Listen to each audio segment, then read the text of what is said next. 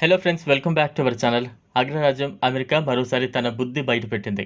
Indo Pacific ప్రాంతంలో తన ప్రయోజనాల కోసం చైనాను కౌంటర్ చేయడం కోసం భారత్తో దోస్తీ చేస్తున్న అమెరికా పాకిస్తాన్కు భారీ సైనిక సాయం అందించాలని నిర్ణయించింది.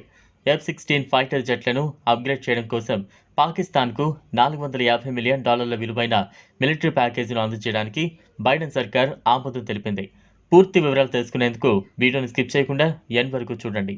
అమెరికా ఇచ్చే సాయంతో పాకిస్తాన్ తన దగ్గరున్న 3 స్క్వాడ్రన్లలోని 65 F-16 ఫైటర్ జెట్లను ఆధునికీకరించగలదు.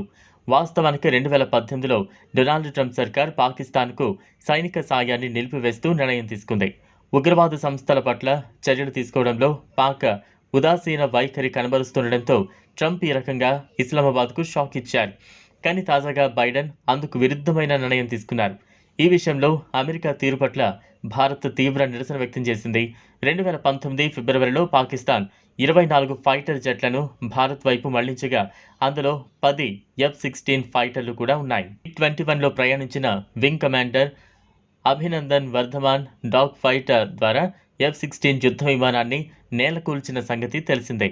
దీన్ని బట్టి ఇప్పటికీ పాకిస్తాన్ F-16 యుద్ధ విమానాల ప్రధాన టార్గెట్ భారత్ అని చెప్పొచ్చు. పాక్ దగ్గరున్న F-16 యుద్ధ విమానాల్లో చాలా వరకు పాతవి, కొన్ని సరిగా పనిచేయడం లేదు.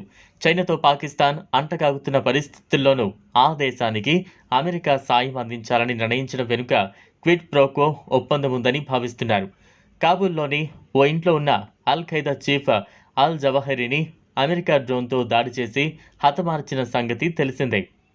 జవహరి కాబూల్లో ఉన్న విషయాన్ని పాకిస్తాన్కు చెందిన ISI ముందుగా నిర్ధారించి ఆ సమాచారాన్ని CIAకు అందజేసిందని, దీనికి ప్రతిఫలంగా బైడెన్ సర్కార్ ట్రంప్ తీసుకున్న నిర్ణయాన్ని రివర్స్ చేశారనే ప్రచారం జరుగుతోంది.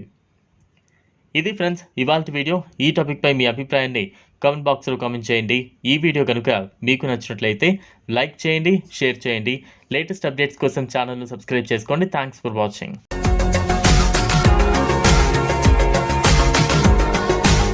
మరిన్ని అప్డేట్స్ కోసం మా ఛానల్ని సబ్స్క్రైబ్ చేయండి.